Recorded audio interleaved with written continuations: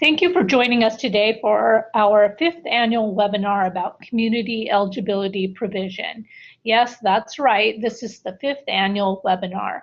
CEP became available to all states in school year 2014-15.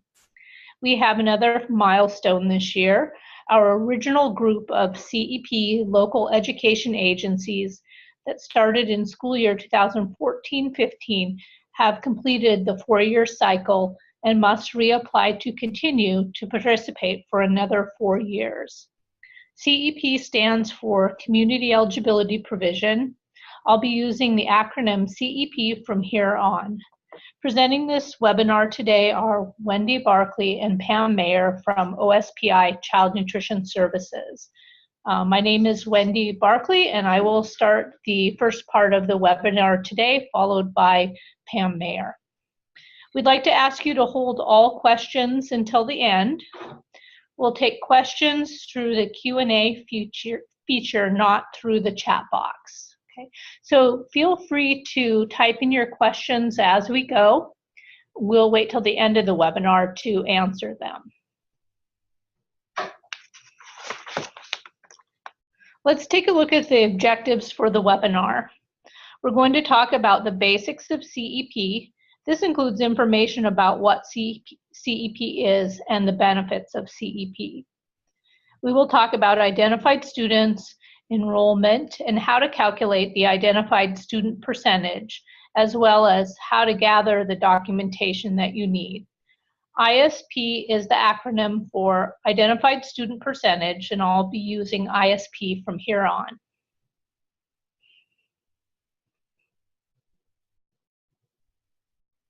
A part of this webinar will be about how to create a strategy to maximize your ISP through grouping of schools. You will learn the timeline for applications and how to apply.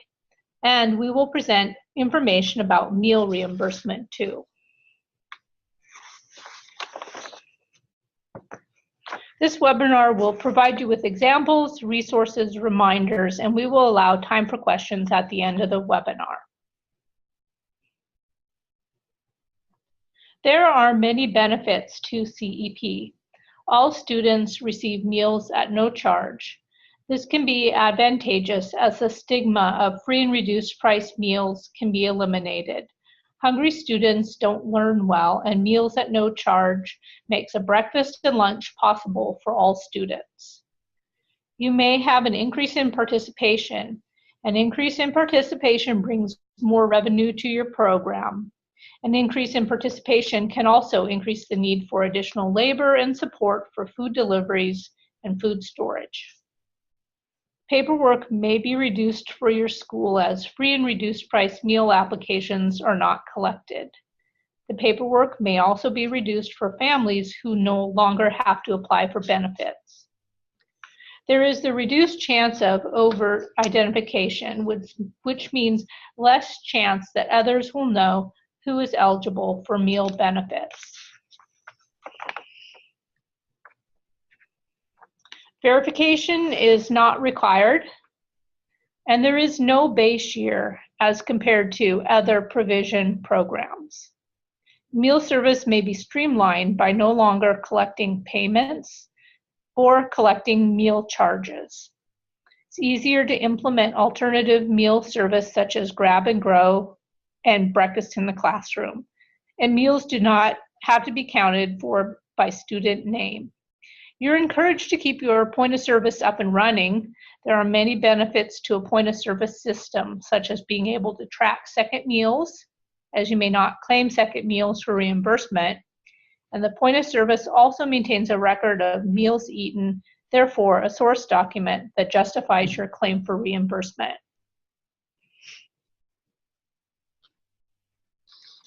CEP was phased in by selected states in 2010 and became available nationwide in school year 2014-15. Washington began participating in school year 14-15 with 33 school districts comprising 122 school sites. There are 65 LEAs comprising 235 school sites currently participating. Child Nutrition Services provides a list of participating districts and schools on our webpage. These participating schools are a great resource for you. We've seen a good variety of participation in the last 4 years. Many large school districts have added schools each year, and others have reapplied to increase claiming percentages or reconfigure schools that were operating as part of a group.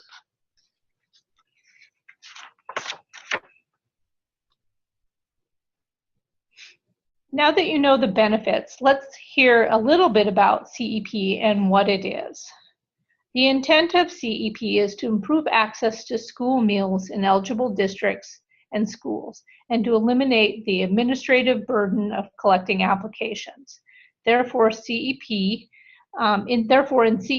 free and reduced price meal applications are not distributed. All students in CEP schools are offered meals at no charge, and breakfast and lunch meals are claimed for reimbursement using claiming percentages. Participation in CEP is required for both the school breakfast program and the National School Lunch Program. CEP is available to public and private schools and is available in districts where at least one of the schools in the district has greater than or equal to a 40% identified student percentage. An entire district may participate. An individual school within a district may participate, or groups of schools may participate. The goal is to maximize participation.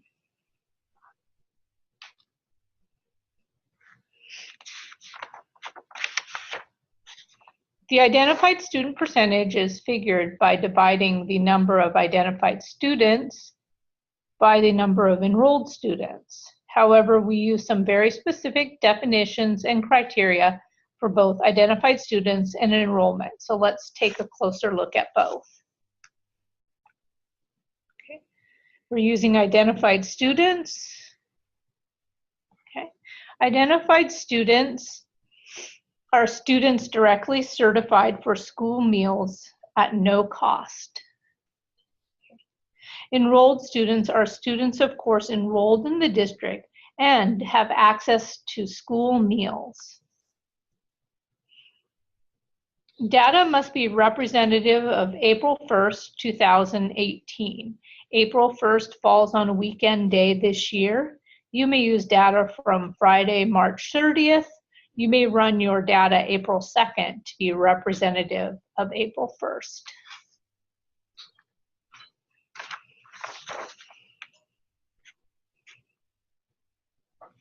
Now that you know the definition of an identified student, let's apply the definition.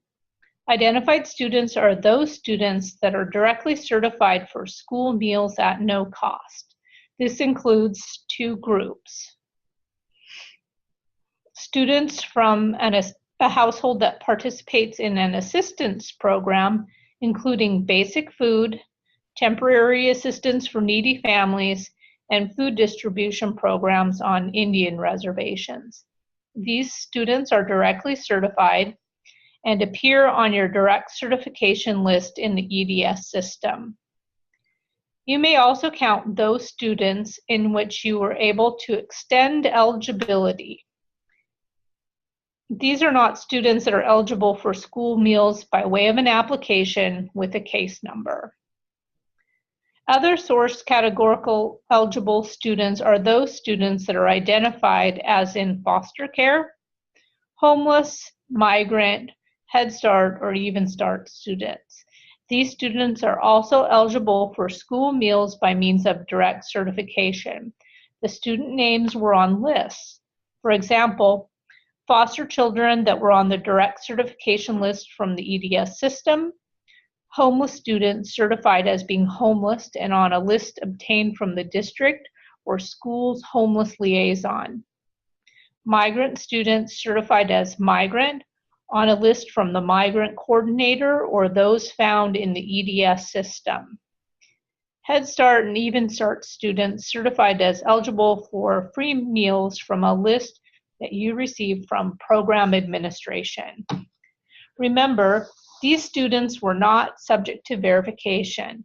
They were directly certified, and we will refer to them as identified students.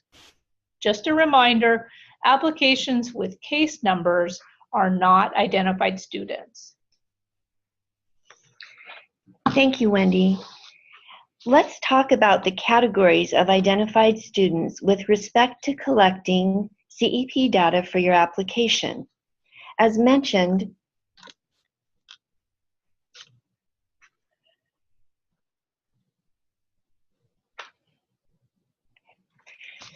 the EDS Direct Certification List will provide you with one category of the identified student population for the CEP application process. Please be sure that this list is representative as of April 1st. But before you download the Direct Cert list, you'll want to resolve any near matches. This ensures that these students show up on your direct list. Also, check your potentially enrolled students and ensure that they are enrolled in your district. As we go through the next several slides, we have grayed out actual data so that students cannot be identified. Where you'll see actual names, this information is fictional. Remember, these students are not subject to verification, and these are the students in the identified student population. They were directly certified, and we'll refer to them as identified students. So you're at the point where you're ready to collect your CEP data. Begin by downloading the District Direct Certification List as an Excel document and sort it by school. Then ensure that the students in each school are in alphabetical order by last name. This process must be followed whether you're applying for CEP as a district, individual school, or group, because this method allows for a streamlined approach for documenting and validating identified students.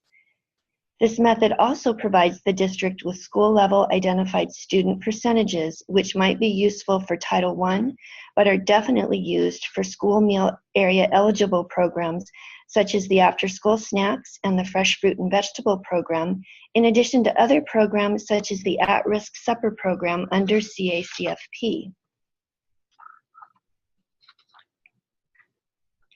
Remember that students that reside in the same household as a student directly certified for basic food and TANF are eligible for free meals without an application. These are students for which you have extended eligibility. They can also be counted as identified students provided clear documentation is available. Documenting students for which you have extended eligibility is a local process. The sample that you see on the screen is one method for documenting these students. This list shows the family ID number for Ernesto and Christina as number 156. The list also identifies that Ernesto was found on the direct certification list. We could go back and reference the direct certification list and find Ernesto and clearly see that Christina was correctly extended free meal eligibility and therefore is also an identified student. Other methods might include printing the screen from the student database that shows all students residing at the same address are from there, highlighting the student on the printout that was actually found on the direct certification list.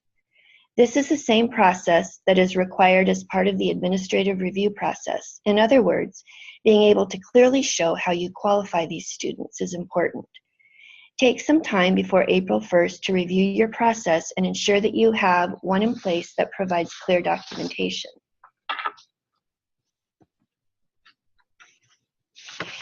Any students that you find through the EDS Direct Certification Student Search feature may also be considered identified students, provided you maintain the proper documentation.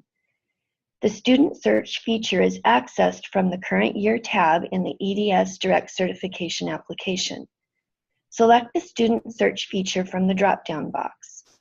Enter the required information and you are presented with a list of students that may match the student you are looking for. Once you have found the student, print the screen and highlight the name of the student. This becomes your proof that the student is actually is the student and is the identified student. Remember, this screenshot is a source document because it was obtained through the direct certification EDS system. It's important to note that with the student search function, It's only available through the current school year, which runs from July 1st to June 30th each year. The student search function is not available in the prior year's tab. Therefore, you'll need to, if you need to find a student that was actually found on the direct certification list, you'll need to have that source documentation ready to go before July 1st.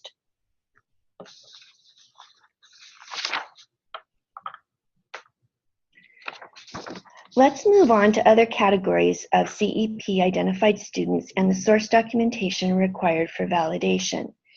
These are students classified as homeless, migrant, Head Start, Even Start, and through the Early Childhood Education and Assistance Program, otherwise known as ECEAP, that are enrolled in and have access to at least one meal in the National School Lunch and Breakfast Program.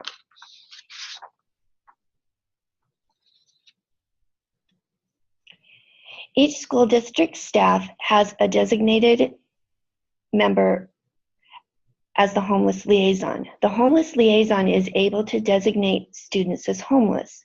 This is a local process. The documentation may come to you in email or as a list from the homeless liaison. Notice that this list on the screen is dated and is signed by the homeless liaison. These are two important requirements. The list is your documentation that allows you to include these students in your count of identified students. Let's take a moment to address the documentation for Head Start, Even Start, and ECEAP students. This is also a local process. This list normally comes from the program administration, and it should clearly show the date the students became eligible and include a signature from the program administrator. The migrant list comes from the Migrant Student Database. It is dated and shows the names of students that are migrant. This is the source document that allows you to count a migrant student as an identified student. Let's stop for a minute and provide some clarification or tips for your data collection of identified students. Occasionally, students will show up on both the direct certification list and another list, such as the migrant list. You may count the student only once in the identified student category, so please be careful not to count them twice. Also, remember that the identified students must be represented or must represent those eligible on April 1st. These identified students must also be enrolled and have access to at least one meal in the National School Lunch or Breakfast Program. Please note the reminder to get the ECEAP list of students eligible as of April 1st as well. So once you've gathered all the student names that can be counted towards the CEP ISP, you can easily calculate the number of total identified students. So you'll see here on the screen the different categories of students that we can classify as identified students, and they total 1,323.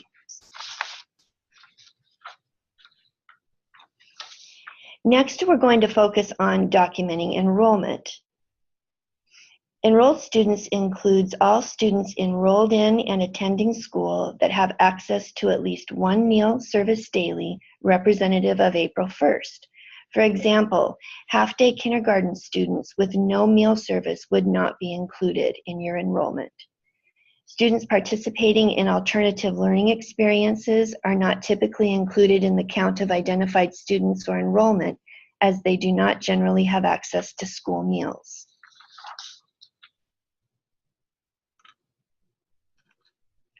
Acceptable documents for enrollment show all students enrolled and that have access to meals representative of April 1st. As previously mentioned, these lists should not include students without access or who are in alternative learning experiences. It's best if the district's enrollment list is printed by school and alphabetical by last name. This particular screenshot shows the P233 enrollment detail report, which works well.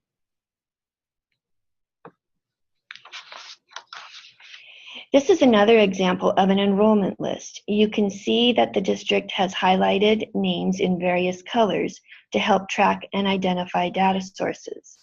In some cases, the enrollment could come from the food services point of service operating system if all students are included.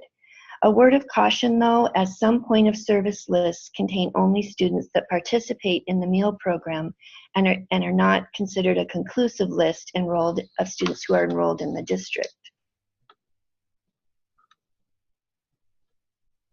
Once you have your list of enrollment and your documentation for identified students, you are ready for the next step.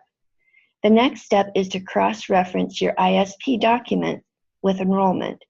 This step allows you to determine the actual number of identified students. This screen shows the enrollment list with the identified students color-coded by category. This will be very helpful to you as you can then count your identified students easily. Best practice is to prepare your documents in this manner. If you don't prepare in this way, and there are many questions as the Child Nutrition Services staff validates data, we may ask the district to go back and complete this process for us. And in that case, it may slow down the process to approve your operation of CEP. So let's calculate the identified student percentage. Remember that enrollment comes from the total count from the P233 enrollment detail, and the identified student percentage here is 50.87%. The identified student percentage must be at least 40% to be eligible to participate in the CEP program. Remember that in this step, we carry out the calculation to 2 decimal points as shown in this example.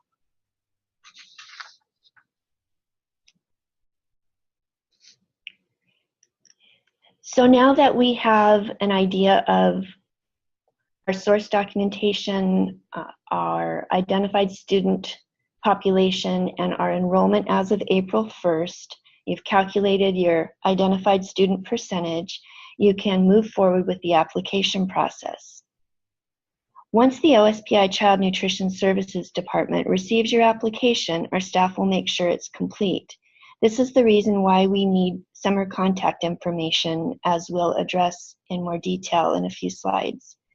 If your application is not complete and we cannot make contact with the district, then we can't approve the application by August 31st. We'll also review your supporting documentation with either an in-person visit or at our desk by transmitting supporting documents via the Washington State Secure website. Approval to operate CEP is provided once steps 1 and 2 are completed. The application timeline begins in April. As we've mentioned, April 1st is an important date to remember as all of our data to configure the student percentage and our enrollment must be as of April 1st.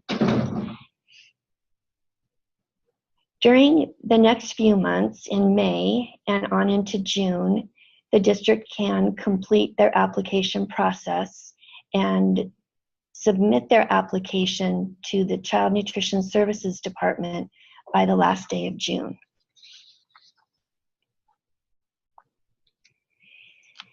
This slide shows a picture of the CEP application workbook. The application for CEP will be available to you mid-April, and it's in the form of an Excel workbook. You can see the different tabs for the information that is needed on the screen. We'll need contact information as mentioned, and with this in mind, very important for us to know who to contact during the summer months in case we have questions during our validation process.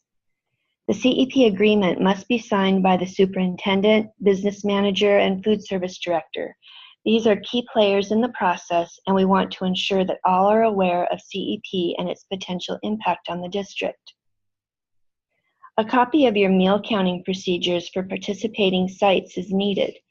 Meal counting procedures should show how you will count meals at the point of service and how you will prevent second meals from being claimed.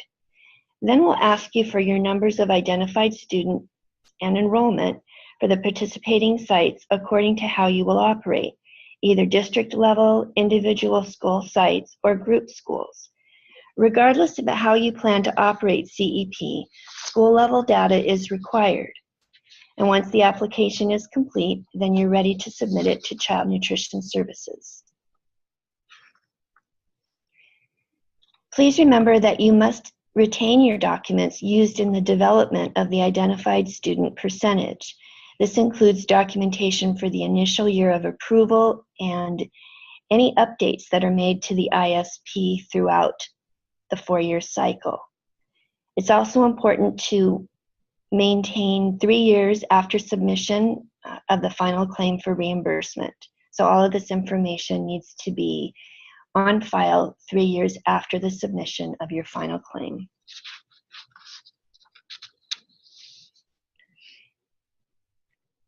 Let's talk about grouping strategies for the application process.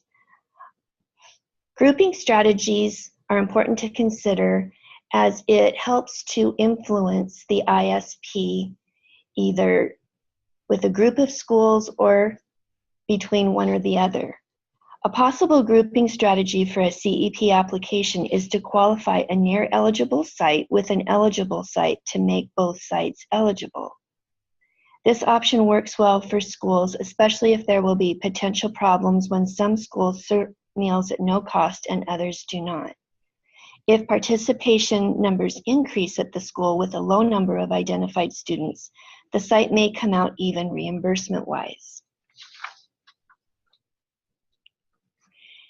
This slide shows another example of a grouping strategy in which the individual sites are grouped to calculate a district identified student percentage so that all sites qualify. You'll note that the Enchanted High School has the lowest identified student percentage. However, when combined with the 2 elementaries and the middle school, it equals a total district identified student population or percentage of 58.21%.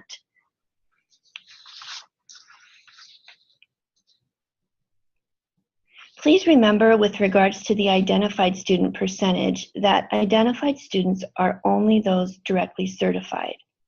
Students who are categorically eligible based on a case number submitted through a free and reduced price application are not included. LEAs may elect the CEP for all schools in the district or a group of schools in the district or individual schools in the district. And current provision schools are eligible to participate in the Community Eligibility Provision Program.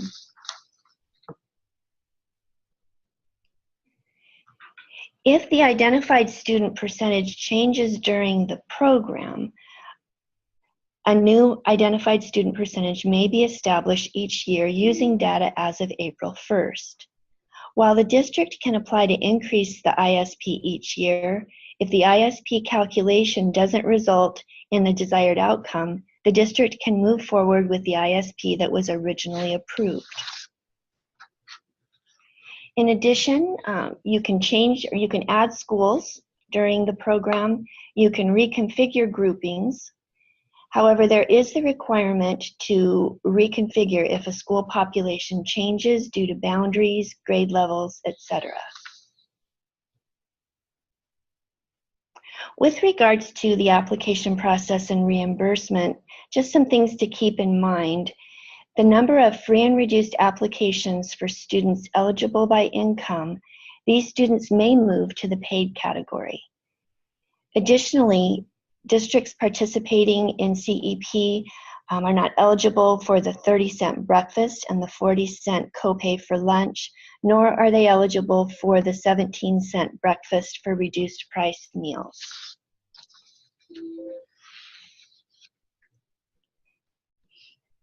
Identified student percentages that are 60% or greater mean that 100% of the meals will be reimbursed at the free rate.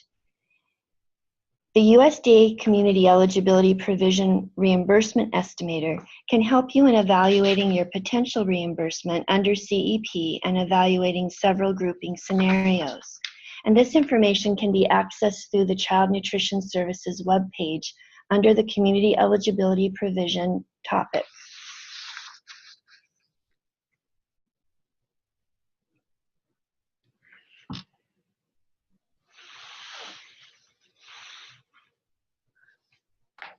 Use the USDA estimator to compare how schools could be grouped to bring CEP to as many schools as possible and maximize your federal reimbursement. Understanding the ISP at each school and participation trends are key. Recall that an ISP of 62.5% yields 100% of meals reimbursed at the free rate. School C and School D are eligible to participate in CEP, each on its own, as they both have an ISP that is at least 40%. School C would receive 100% of meals for both breakfast and lunch reimbursed at the free rate. School D would receive 83% of meals reimbursed at the free rate.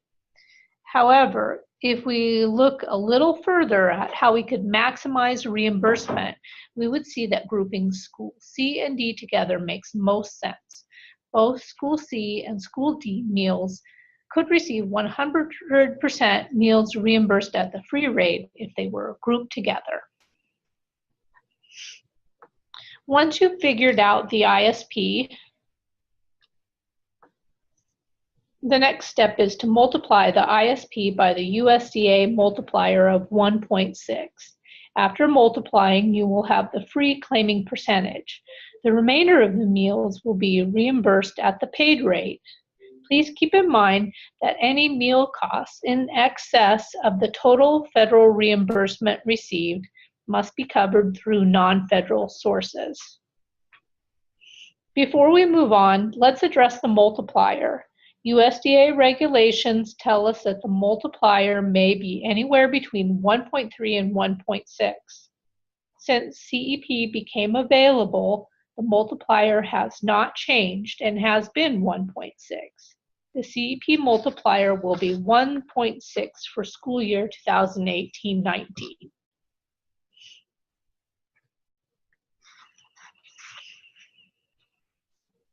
Here's an example using Enchanted School District. Enchanted School District's philosophy is to operate CEP district-wide so that every student can participate. All schools are eligible with the exception of an Enchanted High School. Operating at the district level, we take the total number of identified students and the total enrollment to figure the ISP for the district. Then we multiply the ISP by the 1.6 factor, and 93.14% of meals are reimbursed at the free rate, while 6.86% are reimbursed at the paid rate.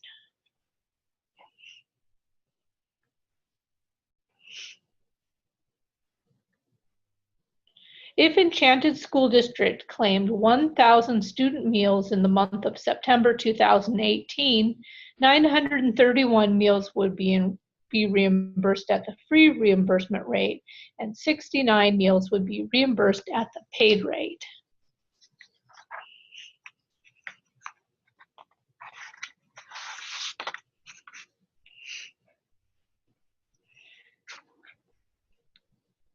In CEP, meals are reimbursed at the free and paid rate only.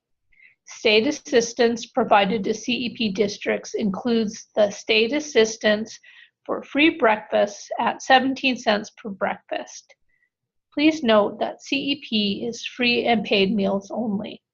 Federal reimbursement for reduced price meals is not paid, nor is the state assistance for reduced price copays and the state assistance for reduced price breakfast. Please be sure to note the absence of reduced price federal reimbursement when evaluating if CEP is a good choice for your schools. Also note that you will not be charging for paid meals, nor the 40-cent reduced price for lunch meals in grades 4 through 12. This local reimbursement will not come to your district either.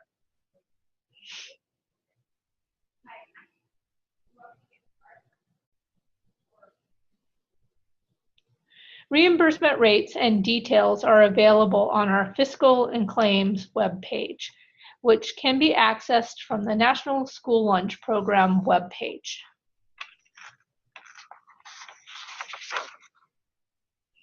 Once again, the multiplier for school year 2018-19 will be 1.6.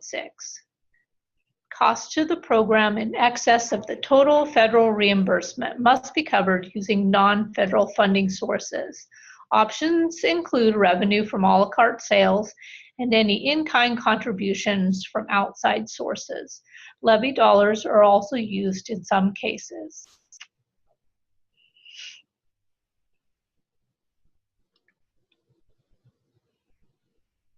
As we mentioned at the beginning of the webinar, Washington began offering CEP in school year 14-15 with 33 schools participating.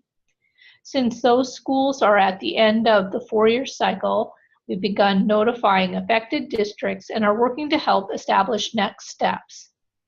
Some decisions need to be made.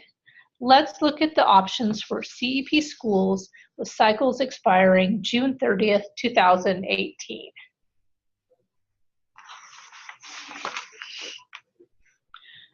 Districts with CEP cycles expiring have some choices. Beginning a new four-year cycle is an option, as well as reverting to standard counting and claiming procedures. To begin a new four-year cycle, an application with current ISP, representative of April 1st, 2018, must be submitted not later than June 30th. Reverting to standard counting and claiming procedures means that a district will no longer participate in CEP and will distribute meal applications, determine eligibility, and claim meals by student name at the paid, free, and reduced price meal categories. Submit your request to Wendy Barkley via email. It is important that you submit your request early. Oftentimes, the change is confusing to households. To ensure minimal change in your federal reimbursement, timely submission of meal applications is important. It will also be important to conduct some outreach and advertisement of the change to each household. We'll need to ensure an appropriate paid lunch price is set and the district develops a meal charge policy. Districts who determine that the ISP is now less than 40% but greater than 30% as of April 1st, 2018 may wish to operate a grace year.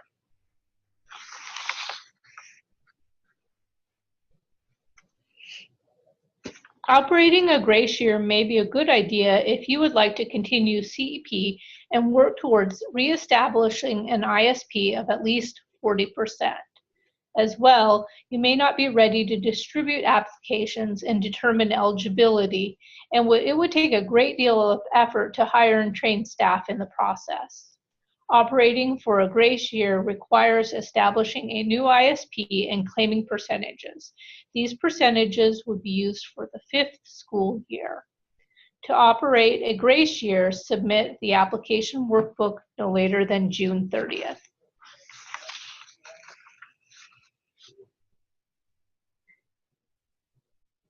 Now it's time to take a look at some of our resources. We have many resources available to you between OSPI and USDA web pages. I'd like to point out the Food Research and Action Center webpage.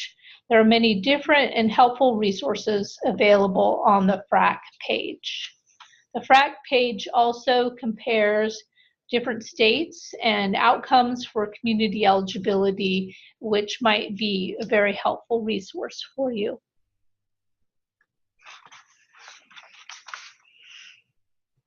There are times when CEP might not be a good fit. A low ISP is a good indicator. There are some areas of our state where free and reduced price percentage is high, but this is due to meal applications and not the number of directly certified. In these cases, Provision 2 might be a better fit. However, it is worth mentioning that there are many districts operating CEP with an ISP closer to 45%. The FRAC webpage will have good resources to help here. Adding the CACFP at-risk supper program can help bring in additional reimbursement too.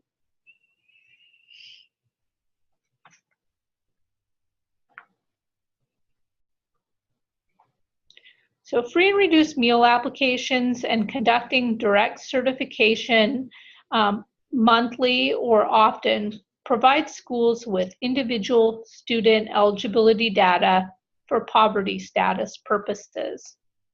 In CEP, there's no longer individual data. This will have an impact on programs you offer. Eligibility for these programs rely on student data. Let's take a look at how you would operate CEP in the absence of student eligibility data. For child nutrition programs, we use individual student data to determine area eligibility for after-school snack program, CACFP at-risk after-school meal program, fresh fruit and vegetable program, and our summer meal programs. For these programs, we use school-level identified student percentage times the 1.6 multiplier. For participation in these programs, it's very important that we have the site or school level identified student percentage. We cannot use the district identified student percentage or a grouped school identified student percentages for these programs.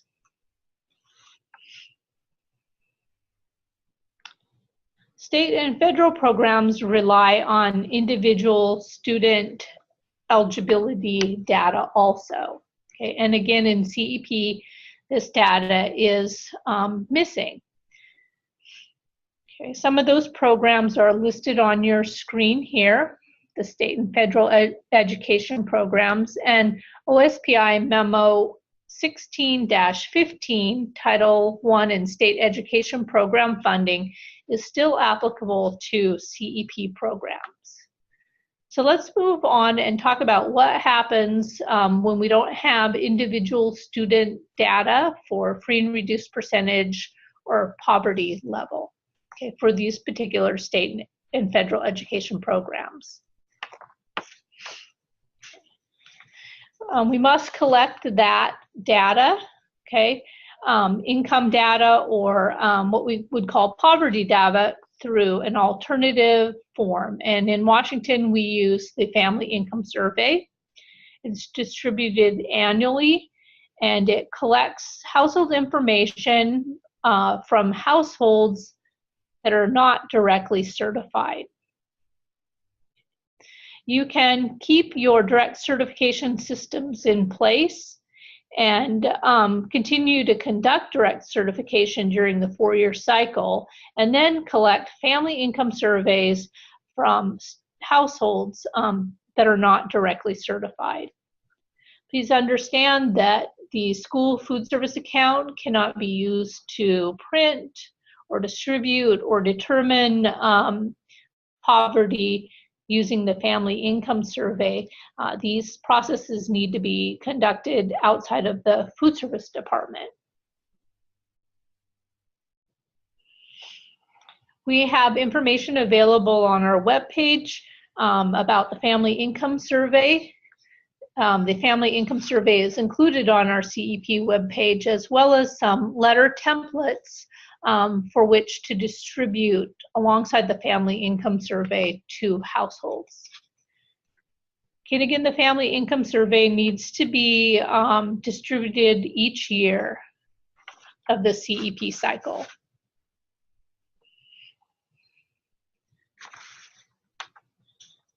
Again, I would encourage you to use our OSPI Child Nutrition Services webpage for CEP and take advantage of the many resources that are available on the webpage.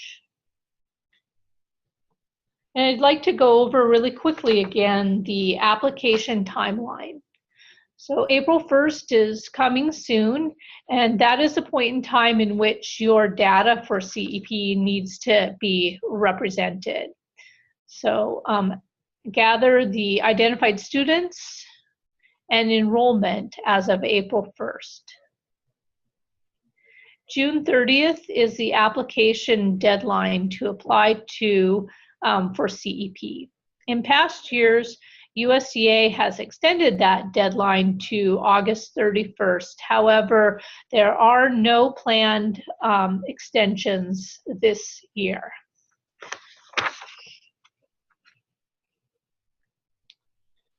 That concludes the information portion of our webinar. We're going to take a moment and mute the webinar, review questions, and then we'll be back shortly.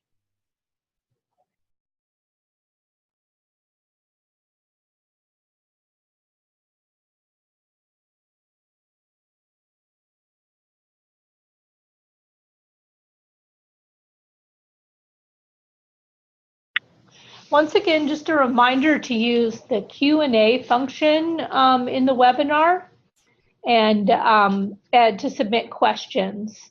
And then please don't use the chat box feature. Okay, we've got lots of great questions here. Okay, we'll do our best to answer and interpret your question. So the first question is, does using a new identified student percentage the second year start a new 4-year cycle? So yes, Pam had mentioned that it's quite possible to evaluate your identified student percentage each year of the 4-year cycle. And we recommend that because if your identified student percentage goes up, it would be a good idea to submit a new application because, of course, you'll receive more federal reimbursement. And that process starts a new 4-year cycle.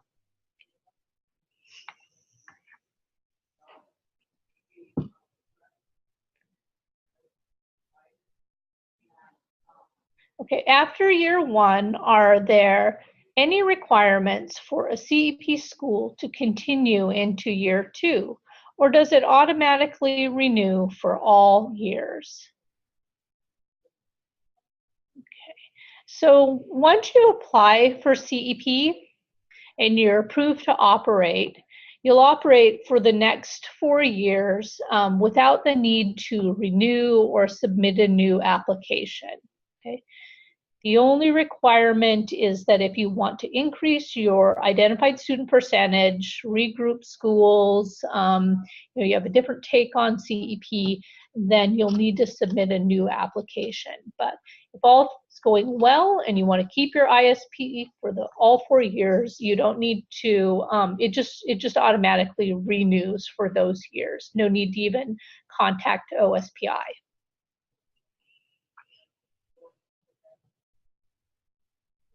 Some of the TANF info does not show up from the local tribal authorities, so students not listed as direct certification. Do I contact the tribe? Okay. So first, federally funded tribal TANF programs, those students are eligible for free meals and are considered directly certified. And correct, in those cases, the names don't show up on the direct certification list. So in order to count them as identified students, you do need to contact the tribe and get a list of names from the tribe. Again, just to reiterate that that's true for federal tribal TANF programs.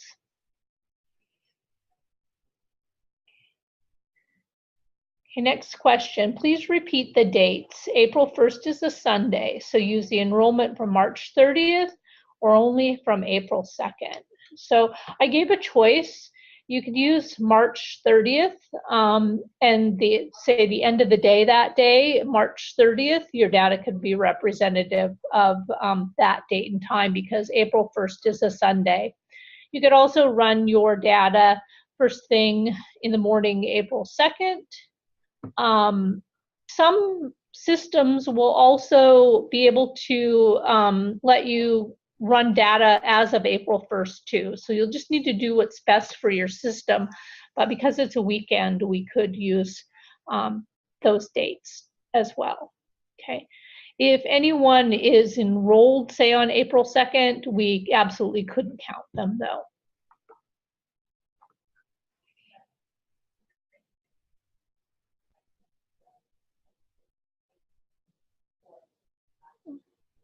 So there's an interesting question. Should we be including the 8th graders that will be promoting to high school in these counts?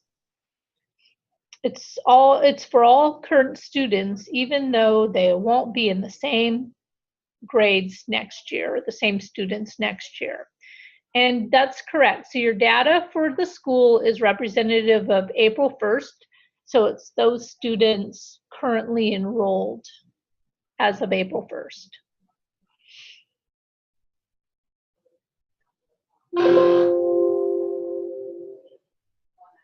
Okay, for anyone who was a little bit late getting to the webinar or who had to sign off early, we will post a recording of the webinar a little bit later on. Okay, we have to make our information ADA compliant now, so it'll take us a bit to make the webinar available.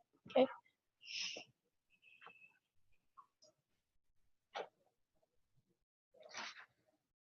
So another question, if you needed help with the CEP application, you can contact your program specialist for assistance. If you need help with any part of this CEP process, please feel free to reach out to your program specialist.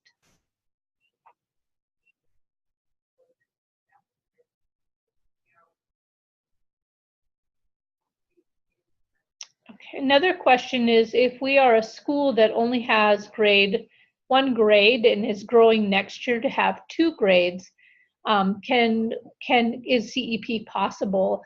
My thought is this is probably a charter school who would like to participate in CEP, and if you could contact your program specialist, we can help you work through that scenario.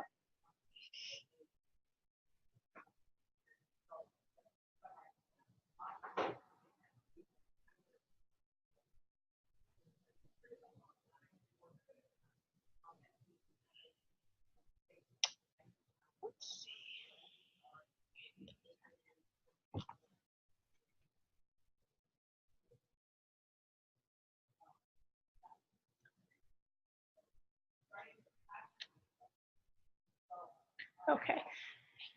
Okay, there's a question about the after-school snack program and how that operates for community eligibility provision.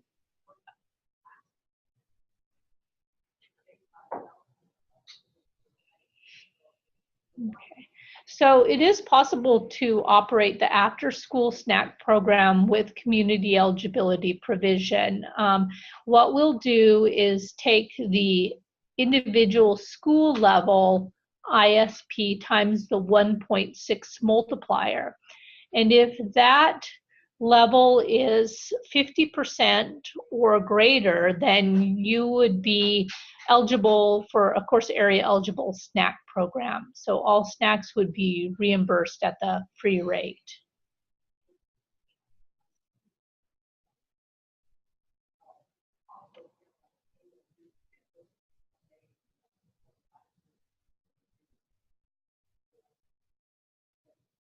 Okay, so we need to provide a little bit of clarification about a school site that is below 40% ISP and how that can be combined with another school site that's above 40% ISP. And that is correct, you can do that. So if you have a school that's 38% and you have a school that's 50%, as long as the identified students and enrollment for those 2 schools combined equals 40% or greater ISP, both of those schools can participate.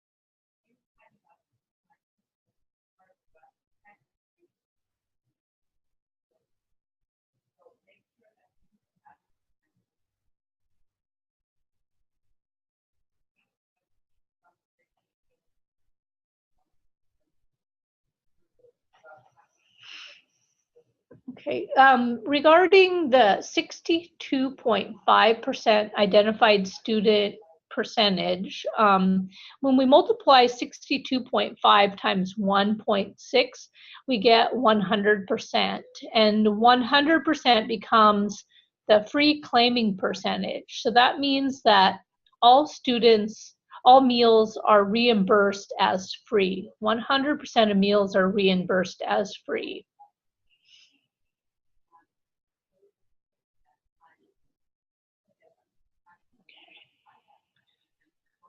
I'd like to address the family income surveys. A question is, can we use the results of the surveys to identify the ISP students? And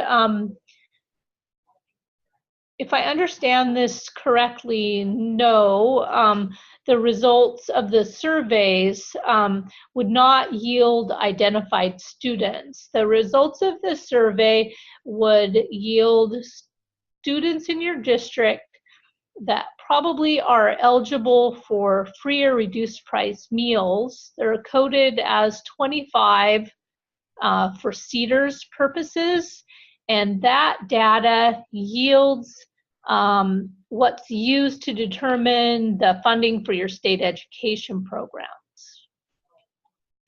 Identified students come from the direct cert list for basic food, TANF, the DIPPER, Migrant, Foster, and then we can use the homeless list, an ECEAP list for the other students.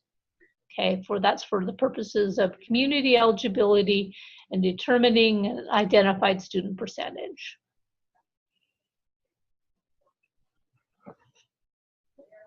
Okay, well, it looks like those are the questions that we're able to answer as part of this webinar today. I know there are a few that we didn't answer, and we have the names of the people that asked, and so we'll do a little research on answers for you.